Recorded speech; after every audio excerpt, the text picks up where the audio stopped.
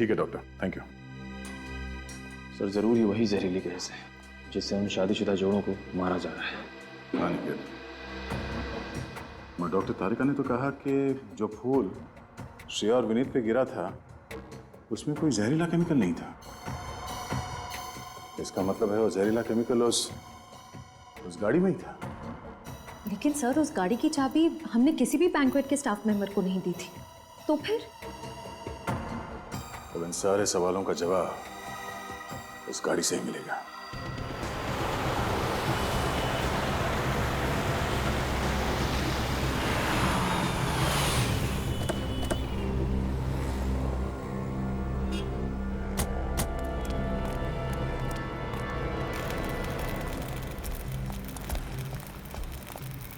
कुछ पता चला किशोर, गाड़ी के अंदर वो जहरीली गैस कहां से गई होगी? नहीं साहब, मैकेनिक की नजर से देखकर लगता नहीं है कि इस गाड़ी से किसी ने छेड़छाड़ की है। सब कुछ एकदम बरोबर है। तुमने अच्छी तरह से तो चेक किया है ना, बारीकी हाँ से? साहब, एकदम बरोबर है।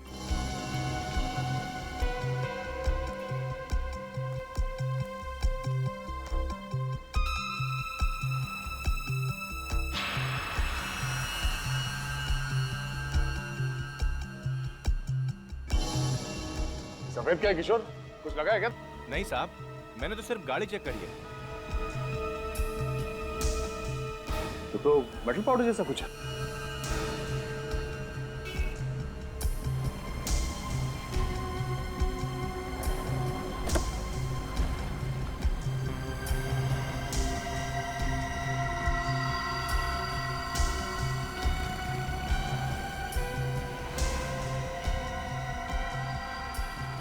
ओह, तो ये चक्कर है। क्या है सर? देखो, खुद ही देख लो।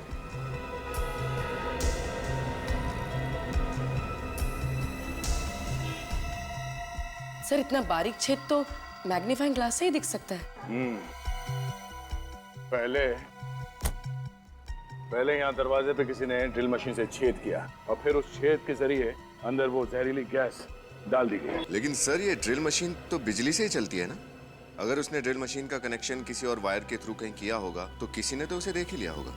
ये भी तो हो सकता है कि ड्रिल मशीन बिजली से नहीं बल्कि बैटरी से चलती है।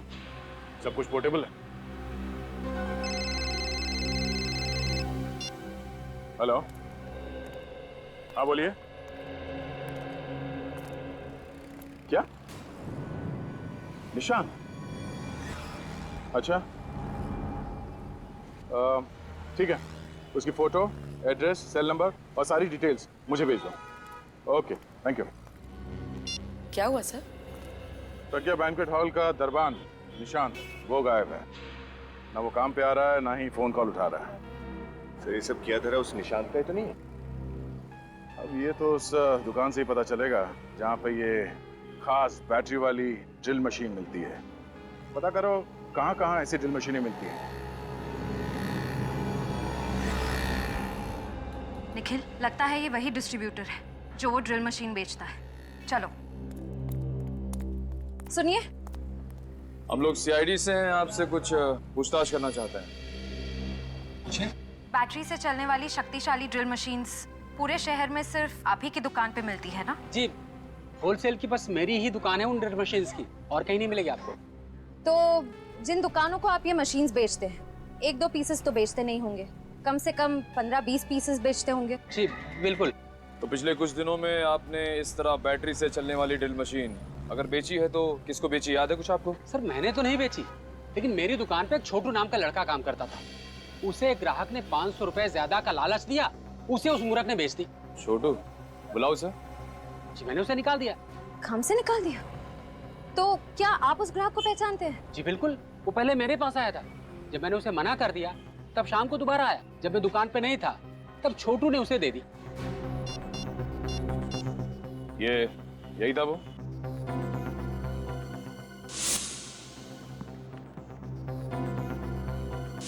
हाँ ये तो है वो। मतलब निशांति वो है जो एक के बाद एक खून किए जा रहा है।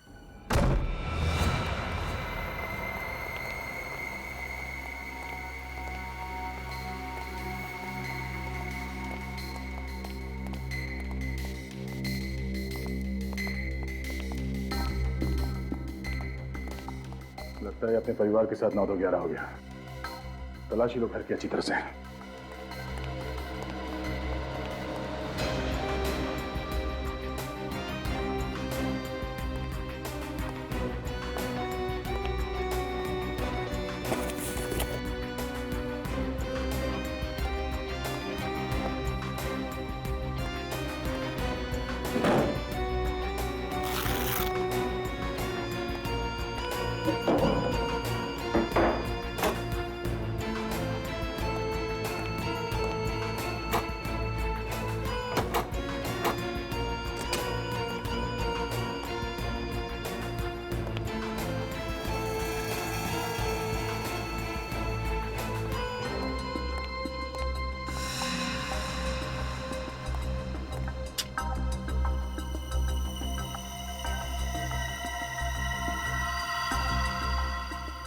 निशांत और निशांत की बीवी।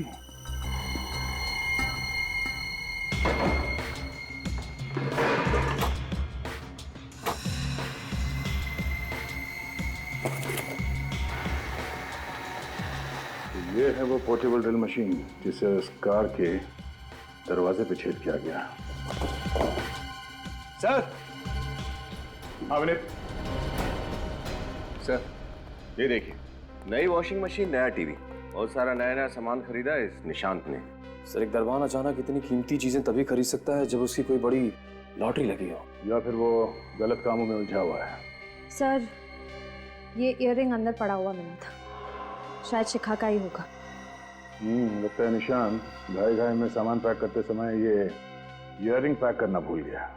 हाँ सर, मुझे लगता है शादी के हॉल में हमें देखकर उसकी हालत पतली हो गई, अपना सारा नया सामान छोड़कर यहाँ से रफू चक्कर हो गया वो। और उड़ के कबूतर कहाँ तक उड़ेगा? एक काम करो, मोबाइल कंपनी से पता करो कि ये कबूतर इस वक्त कहाँ है।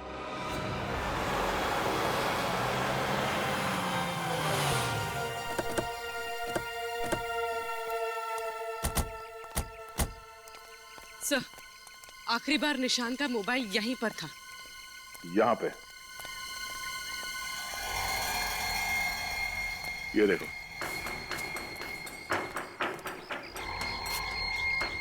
मोबाइल तोड़ दिया गया है। इसमें तो सिम कार्ड भी नहीं है।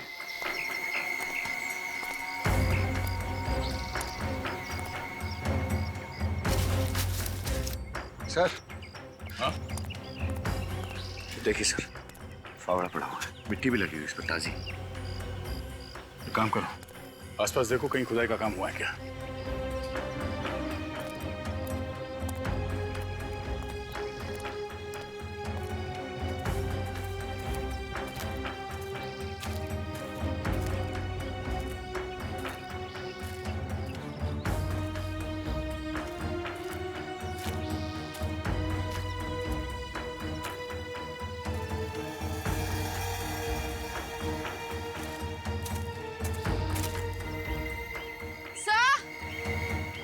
हाँ?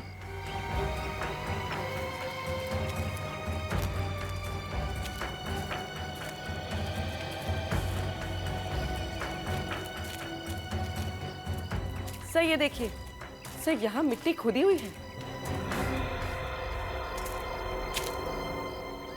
खोदो यहाँ।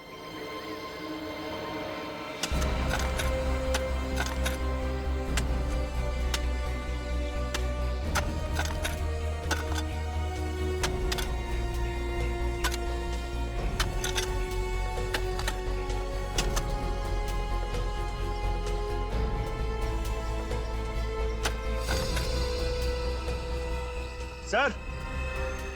हाँ? हटाओ इसे।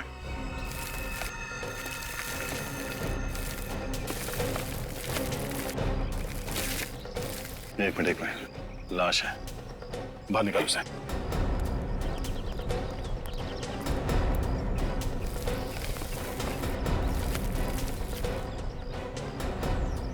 संभाल के। सर, ये निशांत है। निशांत? सर, इस केस से तो मेरा सर चकरा गया। अब इस निशांत को किसने मारा होगा? उसी ने जिसने ये सारे खून किए हैं और चोरियां की हैं। उसने इस निशान का इस्तेमाल किया सिर्फ हमें गुमराह करने के लिए। मैं कब से तुमसे कुछ पूछ रहा हूँ और तुम हो कि मेरी बात का जवाब ही नहीं दे रही हो। क्योंकि मैं नाराज हूँ तुमसे। तुम्हारी इस नाराजगी की वजह जान सकता हूँ? शादी में कितने लोग मेरी तारीफ कर रहे थे कि मैं सुंदर लग रही हूँ, मैं अच्छी लग रही हूँ, और तुम हो, तुम्हारे पास तो 2 शब्द तक नहीं है ना अपनी बीवी की तारीफ में। भाई तारीफ उसकी की जाती है जिसकी खूबसूरती शब्दों में बयान की जा सके, और तुम्हारी तारीफ के लिए मुझे शब्द ही नहीं मिलते।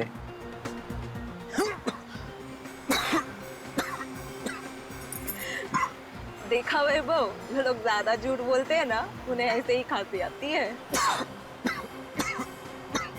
क्या क्या हुआ वैभव, तुम ठीक तो हो ना? पता नहीं कि ये क्या हो रहा है। मेरी भी सांस अटक रही है।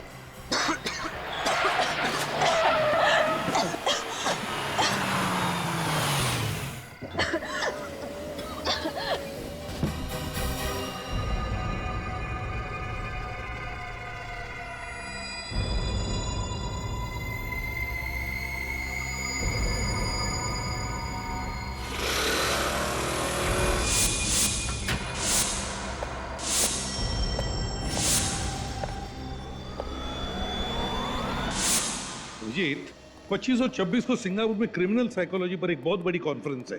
मैं चाहता हूं कि तुम और दया वहां होकर आओ। नहीं सर। मॉर्निंग। तुम दोनों इतनी जल्दी सुबह सुबह? सर मैं तो बस अभी अभी आई, पर पंकज शायद कुछ ज्यादा ही जल्दी आ गए हैं। अच्छा। सर मुझे थोड़ा जल्दी घर जाना है। नहीं नहीं, काम करो, जाओ थोड़ी जल्दी। लैपटॉप कर। पंकज क्यों आया था इतनी जल्दी? क्या कर रहा था वो? सर एक्चुअली जब मैं ब्यूरो में आई तब मैंने देखा कि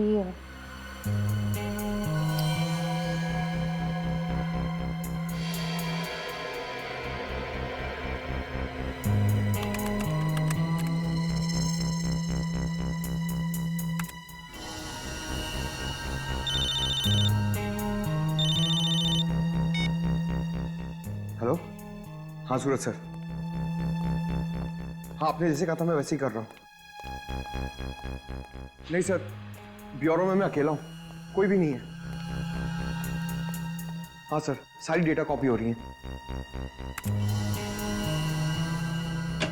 सर कोई आ रहा है, मुझे आपको 2 मिनट फोन करने दो। कौन है वहाँ? पंकज। अरे श्रेया, तुम कब आई? क्या कर रहे थे तुम यहाँ?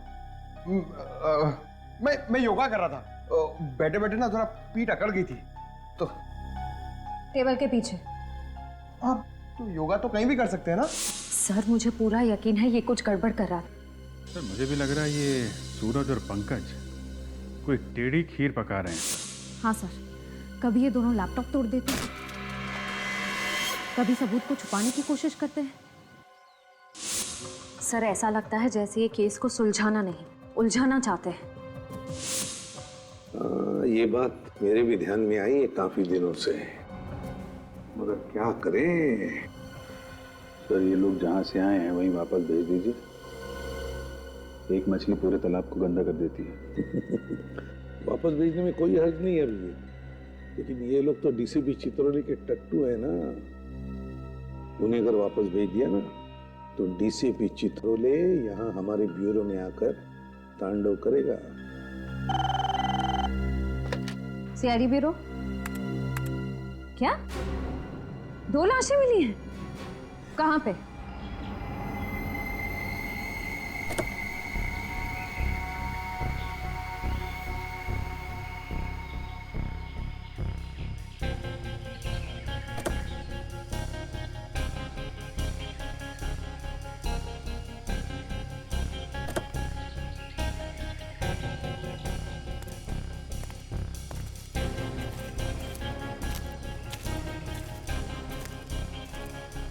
तो तुम लोग श्याम नगर का रास्ता पूछ रहे थे? वो सर हम लोग रास्ता भटक गए थे, तभी मैंने ये गाड़ी देखी। दीपक स्टॉप द कार। क्या हुआ? वहाँ एक कार खड़ी है, शायद कार वाले को पता हो कि श्यामनगर का रास्ता कहाँ पड़ेगा। हाँ उससे पूछते हैं, गुड आइडिया। मैं देखता हूँ।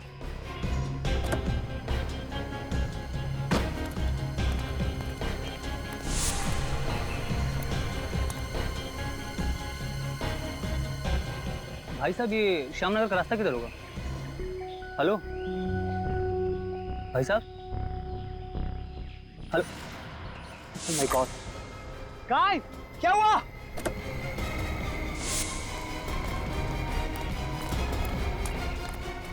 क्या हुआ?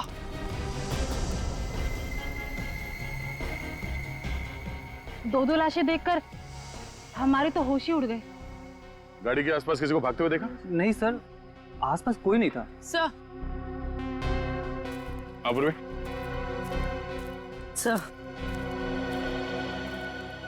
सर, इसके कान पे ये जो निशान है, लगता है किसी ने ईयररिंग खींच के निकाला है। सर, इसके गले पर भी एक निशान है। सर, लगता है मामला लूटपाट का है। हाँ पूर्वी। सर, ये गहने वगैरह शरीर के ऊपर के हिस्से से गायब है। ये पैर में बिच्छू और पायल वैसे का वैसे ही, मतलब खूनी। गाड़ी के खिड़की से उसने इस जुर्म को अंजाम दिया है। सर, इन दोनों हस्बैंड वाइफ्स ने कितने सपने देखे होंगे सर एक दूसरे के साथ, अपने भविष्य के लिए, और किसी खूनी ने सिर्फ चोरी करने के लिए इन दोनों को मार दिया। खूनी तुम्हारी तरह भावुक नहीं होते पंकज, वो सिर्फ अपना सोचते हैं, दूसरों का नहीं। इस शरीर पे कहीं भी चोट या जख्म का कोई निशान नहीं है।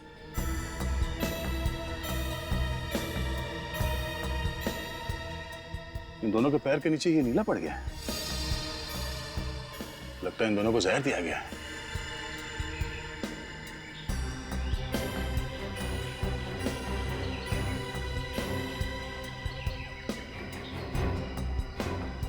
सर,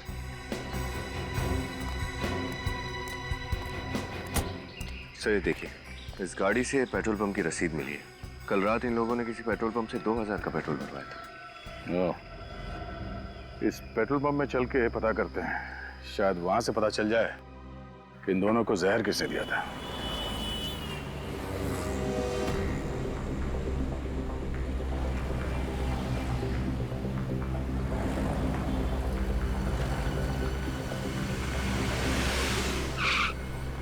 बोलो साहब, कितने का डालूं? आज सुबह ही टैंक फुल किया है। इतना जल्दी पेट्रोल खत्म हो गया? गाड़ी का एवरेज खराब है क्या? CID की गाड़ी का एवरेज बहुत अच्छा है। फिलहाल तुम इस गाड़ी के बारे में बताओ। हाँ साहब, ये पर्ची तो हमारे यहाँ की है। हाँ, इस कार में पेट्रोल कल रात यहीं पे डाला गया था। हाँ साहब, भराया तो था। पप्पू जी क्या बात है? पप्पू कौन है? साहब, ये लोग CID से किसी कार के बारे में पूछ रहे हैं। CID? क्या बात है सर, कुछ प्रॉब्लम है क्या? बहुत बड़ी प्रॉब्लम है। इस कार में जो हस्बैंड वाइफ कल जा रहे थे, उन दोनों का खून हुआ। खून? किसने किया? यही पता लगाने की कोशिश कर रहे हैं हम लोग। क्या बता सकते हैं कि इनके साथ कोई और भी था या ये दोनों ही थे? वो तो नहीं मालूम सर, लेकिन हाँ, गिरीश बता सकता है। कौन गिरीश? वो नाइट की शिफ्ट में काम करता है। जरा इस गिरीश को बुलाना। सॉरी सर, वो तो हॉस्पिटल में है। हॉस्पिटल में? क्यों? वो कल रात को 12 सवा 12 बजे के आसपास अचानक वो गिर गया और बेहोश हो गया। बेहोश हो गया? कैसे? पता नहीं साहब, उसे चक्कर आने लगे थे। इससे पहले कि हम लोग कुछ समझ पाते, वो धड़ाम से नीचे गिर गया। मुझे लगा कि बेचारा 2-2 शिफ्ट में काम कर रहा था, इसलिए थकान की वजह से ऐसा हो गया हो। कौन से हॉस्पिटल में भर्ती है ये? शांति शिविर हॉस्पिटल। शांति शिविर हॉस्पिटल। सर, ये वैभव और शिखा, ये लोग एक शादी से लौट रहे थे सर, जब इन पे हमला हुआ। और सर, हमला होने से पहले रात करीब 12 बजे ये लोग एक पेट्रोल पंप पर पहुंचे, जहां एक अटेंडेंट गिरीश ने इनकी गाड़ी में पेट्रोल डाला और इनके जाने के बाद वो बेहोश हो गया और हॉस्पिटल पहुंच गया। अभिजीत, ये पेट्रोल अटेंडेंट गिरीश का बेहोश होना और फिर उसके बाद में वैभव और शिखा, इन दोनों पर हमला होकर उनकी भी मौत होना, कहीं इन दोनों बातों में कोई कनेक्शन तो नहीं? सर, मैं अभी अभी हॉस्पिटल में गिरीश को मिलकर आ रही हूँ। डॉक्टर्स का कहना है कि उसकी बेहोशी की वजह थकान नहीं, कोई जहरीला केमिकल है। कोई जहरीली गैस। तो फिर अभिजीत इसका मतलब है कि ये दोनों शादीशुदा इसी जहरीले गैस के चपेट में थे और इन्हीं के जरिए इस गिरीश तक ये जहरीला गैस पहुंच गया। हाँ सर, गिरीश बच गया क्योंकि वो वक्त पर हॉस्पिटल पहुंच गया, लेकिन वैभव और शिखा की किस्मत इतनी अच्छी नहीं थी। मगर ये जहर है कौन सा? है कौन सा ये जहर जो 2 मिनट में आदमी दम तोड़ दे? सर, हाँ। सर इस जहर का नाम है फोलियम ब्यूरोक्साइटिस। हेलो तारिका जी। फोलियम ब्यूरोक्साइटिस। हाँ सर, ये जहरीला केमिकल मुझे वैभव और शिखा के फेफड़ों से मिला है। फेफड़ों में मिला है तो इसका मतलब है अभिजीत कि इन दोनों ही ये जहर किसी चीज से सूंघा है या फिर सूंघाया गया है। हाँ सर, क्योंकि बॉडीज में इंजेक्शन वगैरह का तो कोई निशान नहीं मिला है मुझे। वही तो। और पेट में खाने पीने में कोई जहर नहीं मिला? पंकज, जब डॉक्टर तारिका कह रही है कि जहर सिर्फ फेफड़ों में था, तो उल्टे सीधे सवाल पूछ कर परेशान मत करो इनको। मालूम है कितनी मेहनत लगती है सब ढूंढने में। अरे आप थक गई होंगी, मैं कुछ मंगाऊं आपके लिए? फिर कभी अभिजीत, आज थोड़ा लेट हो रहा है क्योंकि सालों के साथ पूना गए ना, तो सारी जिम्मेदारी मुझ पर ही है। सर उनके सब पूना गए हैं? ये तो बड़ी अच्छी बात है। मतलब दिन रात काम करके थक गए हैं बेचारे, पुणे गए हैं तो थोड़ा चेंज हो जाएगा।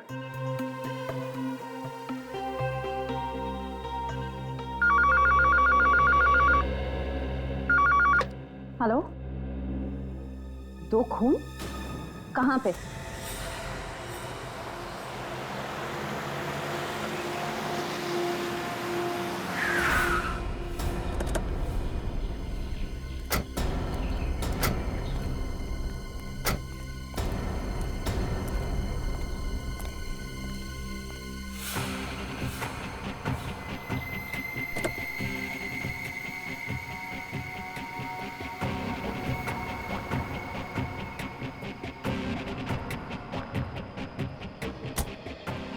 कमाल है, एक ही दिन में 4 खून।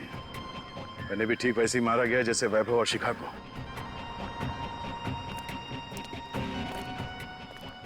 तुमने फोन किया था? मैं जी हाँ सर, मैंने फ़ोन किया था। क्या हुआ था यहाँ पे? सुबह सुबह काम पे जा रहा था, गाड़ी को देखकर शक सा हुआ। झांक कर देखा तो दोनों मरे पड़े थे। यहीं पे रहते? हाँ सर। ठीक है, जाओ। सर, इस खूनी को जल्दी से पकड़ना होगा सर, कहीं और मासूमों की जान ना चली जाए। सर खूनी उन्हीं लोगों पे हमला करता है जो लोग देर रात शादी से घर लौट रहे होते हैं, क्योंकि शादी में अक्सर लोग कीमती गहने वगैरह पहन के जाते हैं। सर, मुझे ऐसा लगता है कि ये खूनी जरूर शादी के खाने में जहर मिलाता होगा। नहीं पंकज, डॉक्टर तारिका ने बताया कि वैभव और शिखा के फेफड़ों में जहर मिला था, तो हो सकता है इन्हें भी जहर सुंघाया गया हो। या फिर सर शादी से निकलने के बाद रास्ते में ये लोग कहीं रुके हों और वहीं इन्हें जहर दे दिया गया हो सकता है। ये क्या? जीपीएस सिस्टम वो भी ऑन है। अब पता चल जाएगा ये जहर इन दोनों को कब और कहां दिया गया था। वो कैसे सर? पंकज, ये जीपीएस टेक्निक लोग गाड़ी चलाते वक्त इस्तेमाल करते हैं ये जानने के लिए कि मंजिल तक पहुंचने के लिए कौन सा रास्ता सबसे अच्छा है, कहां पे कम ट्रैफिक होता है। इस जीपीएस सिस्टम से हमें ये तो पता चल ही जाएगा कि ये गाड़ी इस रास्ते पे आई कहां से और ये कहीं पे रुकी थी या नहीं। सर? हाँ सर, जीपीएस कंपनी से उस दूसरे कपल की कार का रिकॉर्ड मिल गया।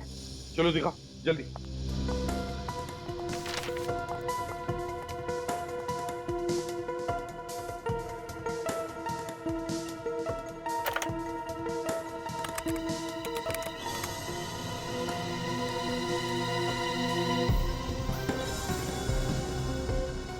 ये देखो अभिजीत, ये है वो शादी का हॉल, इसे हम पॉइंट ए कहते हैं। ये देखो, ये है पॉइंट बी, यहां पर इन दोनों की मौत हुई। सर पॉइंट ए से पॉइंट बी के बीच ये गाड़ी कहीं रुकी नहीं है। इसका मतलब इन दोनों को जहर शादी के हॉल में ही दिया गया है। एग्जैक्टली अभिजीत, ऐसा ही हुआ होगा। ये वैभव और शिखा ये दोनों भी तो इसी हॉल में गए थे शादी के लिए। अभिजीत, इसका एक ही मतलब हो सकता है कि वहां पर कोई तो है कोई तो है वहां प्रज्ञा बैंक्वेट्स में जिसने इन लोगों को ये जहर सुंघाया है किसी तरह से।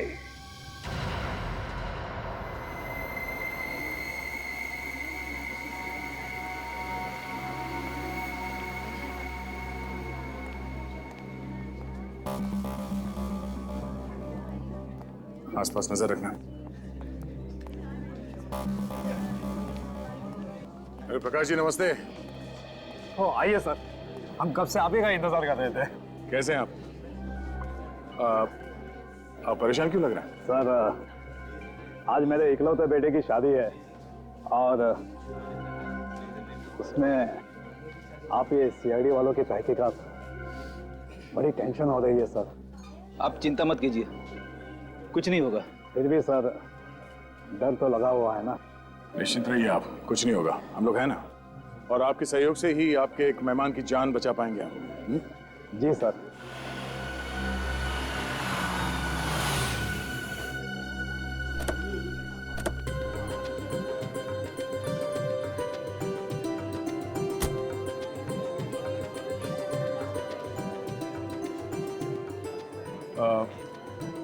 हम लोग दूल्हा दुल्हन से मिल लेते हैं। नमस्ते। बधाई हो कुमार साहब। आइए आइए ऋषभ जी, रचना जी वेलकम। Thank you. बेटे की शादी बहुत बहुत मुबारक। धन्यवाद जी, आप अपना कीमती वक्त निकाल कर यहाँ पर आए, हमारे लिए तो ये बड़े सम्मान की बात है। अरे कुमार साहब आते कैसे नहीं, शादी जैसे बंधन में इंसान रोज रोज थोड़ी फंसता है ना? अच्छा, खूब समझ रही हूँ आप क्या कहना चाह रहे हो। अब चले, दूल्हा दुल्हन से नहीं मिलना है? चलिए प्लीज। नमस्ते साहब। नमस्ते मैम साहब।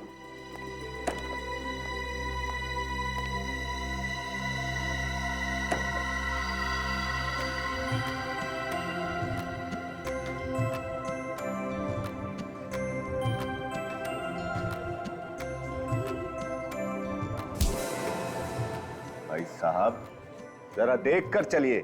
माफ कीजिएगा, वैसे मेरा नाम अमित है। हमारा नाम हर्ष है और ये है मैं इनकी पत्नी रचना। बहुत खूबसूरत है जी। मतलब क्या है आपका? गलत मत समझिए, मैं इनके हार की बात कर रहा था। ये पूरे 10 लाख का है। वो क्या है ना कि 6 महीने पहले हमारी शादी की सालगिरह थी, ये भूल गए तो सजा के तौर पे मैंने इनसे ये हार मांग लिया। कितनी बार समझाया है तुम्हें, हर जगह ये 10 लाख का ढिंढोरा पीटने की क्या जरूरत है? वाह भाई वाह, लगता है आप दोनों में बहुत ही प्यार है। जबरदस्ती मतलब जबरदस्त प्रेम है हमारे बीच में। लेडीज एंड जेंटलमैन, शादी के माहौल में तब तक रंग नहीं जमता है जब तक लोग झूमेंगे नहीं, नाचेंगे नहीं। तो अब वक्त हो चला है इस खुशियों को संगीतमय बनाने का। जोरदार तालियों से स्वागत कीजिए मिस गीता का, जो अपनी मधुर आवाज से आप सभी का मन मोह लेगी। मिस गीता।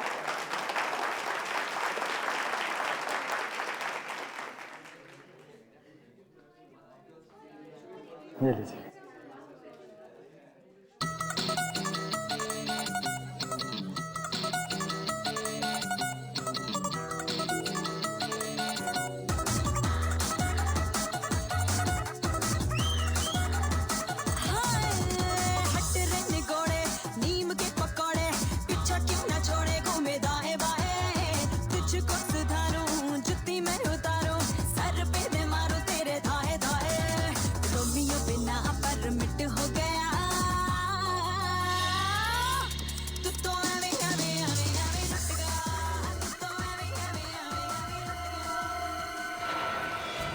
सॉरी साहब, दिखाई नहीं देता तुम्हें? हाँ, सब ठीक है, घूम रहे हो क्या यहाँ?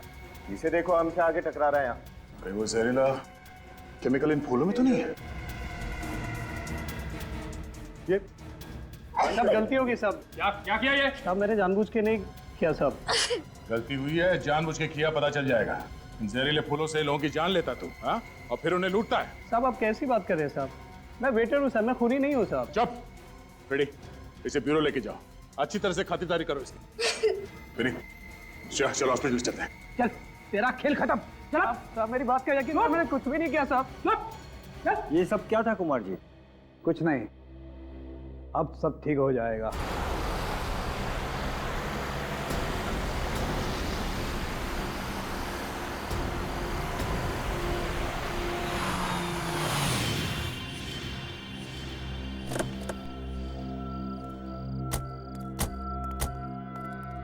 Oh no.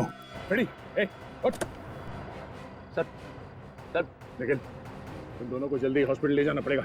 निकालो उन्हें। सर। डॉक्टर साहब, आप कैसी तबीयत है फ्रेडी और उस वेटर राजू की? इन्होंने शायद कोई जहरीली गैस सूंघ ली थी, जिसकी वजह से वो बेहोश हो गए, लेकिन अभी वो खतरे से बाहर है। हम फ्रेडी से मिल सकते हैं? देखिए, फिलहाल वो होश में नहीं है। मैंने उन दोनों को नींद का इंजेक्शन दिया है, दोपहर तक होश आ जाएगा। अरे का क्या पता चला इनके बारे में? सर, मुझे 2 बातें पता चली है जो आप लोगों को खूनी के काफी करीब ले जा सकती है। अच्छा, वो क्या? तो ये देखिए, इसके गले पे ये खरोचों के निशान, जो शायद खूनी के साथ हाथापाई की वजह से हो गए हो। सर, उस जंगल में जहाँ पे हमें निशांत की बॉडी मिली थी, वहां पे हमें निशांत का टूटा हुआ मोबाइल भी मिला था। कहीं इस हाथापाई की वजह से तो वो नहीं टूटा? हो सकता है, मगर ये खरोचो हमें खूनी तक कैसे पहुंचाएंगी? क्योंकि सर, इन खरोचों से ये पता चल रहा है कि खूनी कोई लड़का नहीं बल्कि एक लड़की है। लड़की है? वो कैसे? सर, इन खरोचों के अंदर मुझे नेल पॉलिश के ट्रेसेस, कुछ अंश मिले, और सिर्फ इतना ही नहीं, निशांत के नाखूनों में मुझे चमड़ी मिली है, जिसकी डीएनए रिपोर्ट भी यही बता रही है कि खूनी एक लड़की है। नेल पॉलिश की ट्रेसेस मिले, और दूसरी बात क्या है? वो ये कि इसे भी वही जहरीला केमिकल दिया गया था जिससे उन शादीशुदा जोड़ों का खून किया गया था। मतलब इस सारे के पीछे एक ही औरत है, एक ही औरत जिसने वो सबूत भी निशांत के घर में रखे और फिर इसे जंगल में बुलाकर मार डाला। और ये सारा का सारा काम इतनी सफाई के साथ किया कि पूरा शक निशांत पे जाए। सर, हो सकता है इस निशांत की बीवी उसी औरत के कब्जे में हो सकता है श्रेया, हो सकता है, पर हो ना हो, ये कोई औरत ही है, उस होटल की स्टाफ मेंबर जिसने सारा खेल रचाया है। सचिन, काम करो, प्रज्ञा बैंक्वेट में फोन करके पता लगाओ क्या कोई स्टाफ मेंबर है, कोई औरत जो छुट्टी पर है किसी कारण।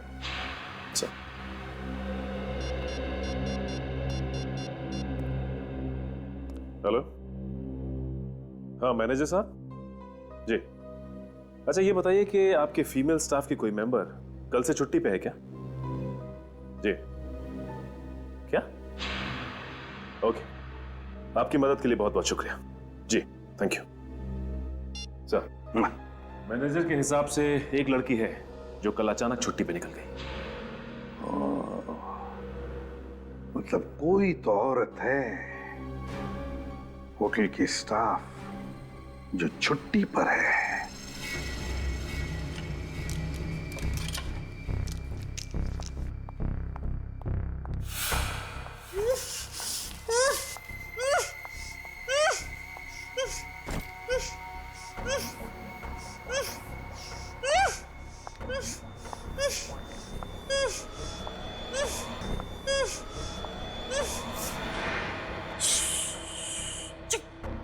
एकदम चुप।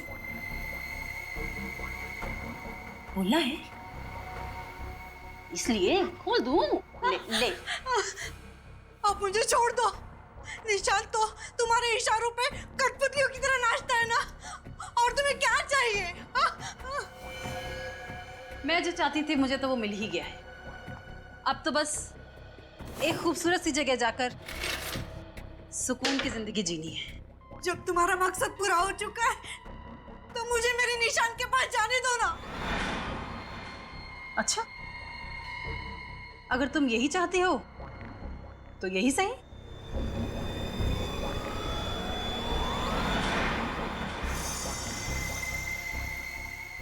ये क्या कर रही हो? ये क्या कर रही हो तुम? वही जो तू चाहती है। निशांत के पास जाना है ना तुझे? निशांत? कहाँ गया मेरा निशांत? क्या किया तुमने निशान के साथ? मार डाला मैंने उसे। नहीं नहीं, ऐसे नहीं हो सकता, ऐसा नहीं हो सकता। ये सच नहीं है ना? हाँ नहीं नहीं नहीं, मत करो ऐसे, नहीं मत करो ऐसे, मत करो ऐसे, मत करो तुम, नहीं।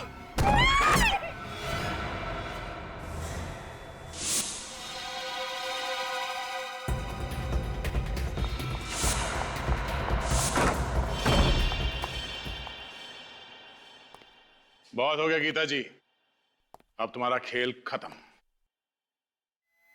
खेल अभी खत्म नहीं हुआ है, खेल तो अभी शुरू हुआ है।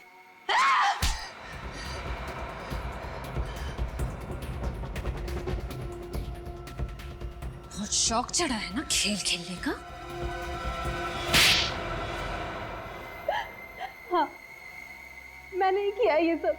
इन सभी हत्याओं के पीछे मेरा ही हाथ है, क्योंकि मैं सोना लूटना चाहती थी, अमीर बनना चाहती थी। अमीर बनने के लिए, पैसा पाने के लिए 5-5 खून किए तुमने, हाँ? क्या यही एक रास्ता था तुम्हारे पास अमीर बनने का? ऐसा नहीं है सर कि मैंने शराफत का रास्ता नहीं अपनाया, पर मुझे मिला क्या शराफत और मेहनत के बदले? क्यों, ऐसा क्या हुआ तुम्हारे साथ? एक अमीर इंसान के यहाँ मैं काम करती थी। एक दिन उसके यहाँ सोने की चोरी हुई और उसने सारा इल्जाम मुझ पर डाल दिया। वो तो सबूत ना होने की वजह से मैं बच गई, वरना मैं भी जेल में होती इस वक्त। और इसलिए तुमने वो बैंक्वेट हॉल ज्वाइन कर लिया, वहां गाना गाने लगी, ताकि तुम अमीर लोगों पर नजर रख सको और फिर उन्हें अपना शिकार बना सको। हाँ सर, मैं उनमें से अपना शिकार चुनती और निशान को खबर कर देती। जब लोग मेरा गाना सुन रहे होते तब निशांत अपना खेल शुरू करता, मौत का खेल। वो पार्किंग लॉट में जाता और ड्रिल मशीन के जरिए कार में छेद करता। हाँ मैम साहब, हाँ ठीक है, काम हो गया मैम साहब। हाँ हाँ हाँ, देख लिया मैंने। Okay ma'am.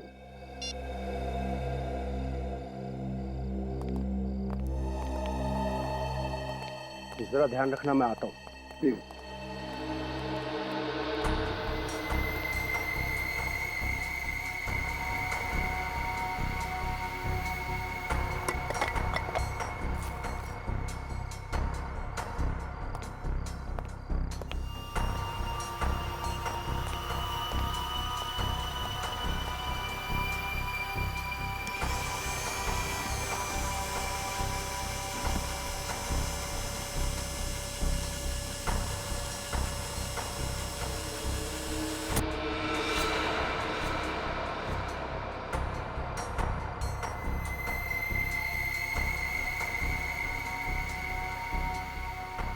जैसे ही हमारी चुनी हुई कार शादी से निकलती, मैं और निशांत उसका पीछा करने लगते।